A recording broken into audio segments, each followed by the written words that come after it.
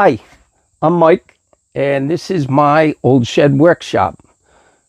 Just as the name says, it's an old shed.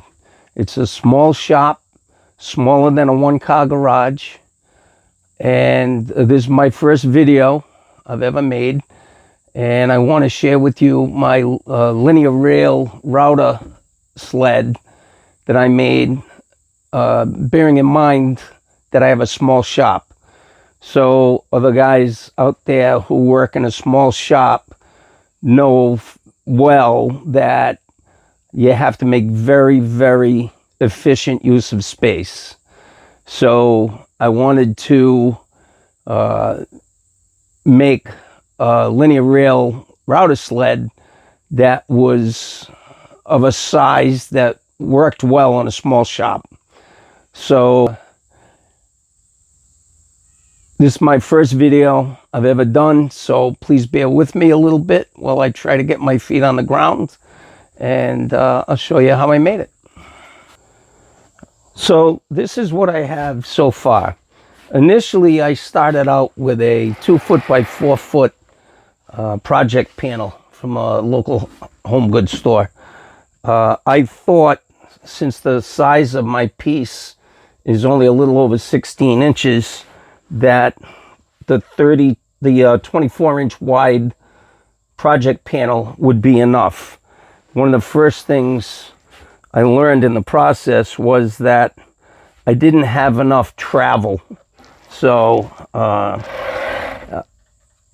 because I have a 12-inch square piece of plexiglass, I lose approximately 6 inches of travel from the center of the cutter. So with the 12-inch piece of plexiglass and the carriage that I made, there's no flexion. It's nice and strong, it's rigid. So in order to mitigate that loss of travel, you could use a smaller piece of plexiglass if you wanted to.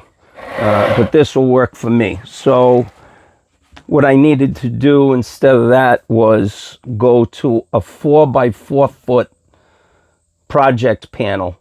It saved me from having to buy a full sheet of plywood, which I would have had to cut. And again, being a small shop, I would have had to store.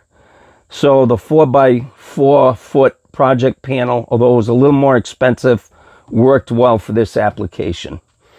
So the rails that I bought, the X and Y axis, I'll refer to this as my Y axis. The longer rails are 1200 millimeter, which is about 47.5 inches.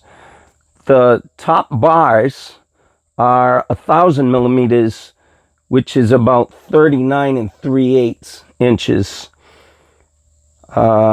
So in order to try to scale this the best I could down and have the rails fit, I cut 4 inches off each side of the project panel. So now I'm at 40 inches. That allowed me to put the Y-axis rails out to the edge of the board and have my X-axis rails fit. So that's how I overcame the first thing, which was sizing. There are a few other things that I ran into with fitment.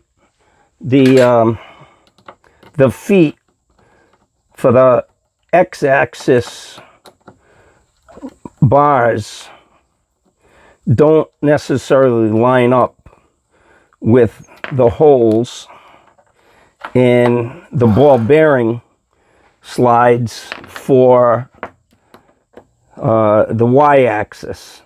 So what I had to do, and I'll show you the issue with the fitment, to get the foot to line up,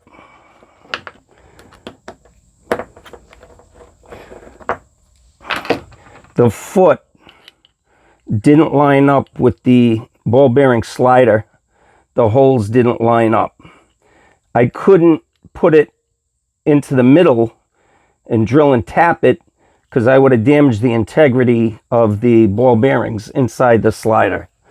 So what I did was, with some pieces of birch plywood, I made spacer blocks the size of the slider block and the dimension of the foot. So everything fit flush. The block sits flush to the ball bearing slider, and the foot sits flush to the spacer. I'm going to put this all back together and show you how easily it glides now. Okay, so I put that back together so you can see how it all fits. You notice I used flathead screws to get a nice finish. I countersunk them, and now I'm just gonna tighten up these set screws just slightly to take some of the wobble out of the rails. And you'll see how effortless it is to run this.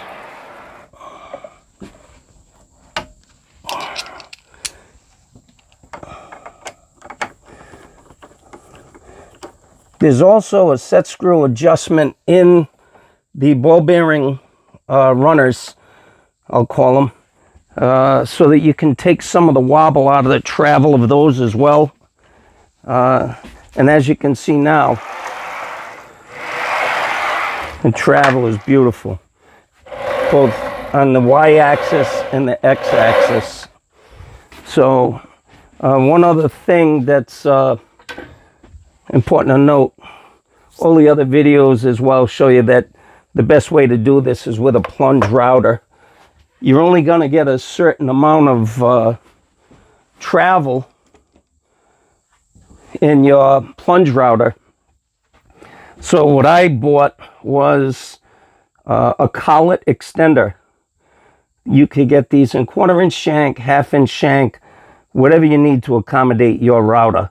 And I have an 1¼ CNC cutting bit that's also 1/4" shank for my particular router. So next thing to do is set it all up and see you in the next video for this rivet table that I'm making that I am about to flatten out. Here's a look at the rivet table that I'm going to put on the linear rail router sled to cut the top flat. This is the first time I've made a rivet table, and it's the first time I've made a linear router sled. So I would appreciate it, since it's my first video, if you guys would hit like and subscribe and help me get my feet on the ground. I have some other videos in mind for the small shop in the future, so please subscribe.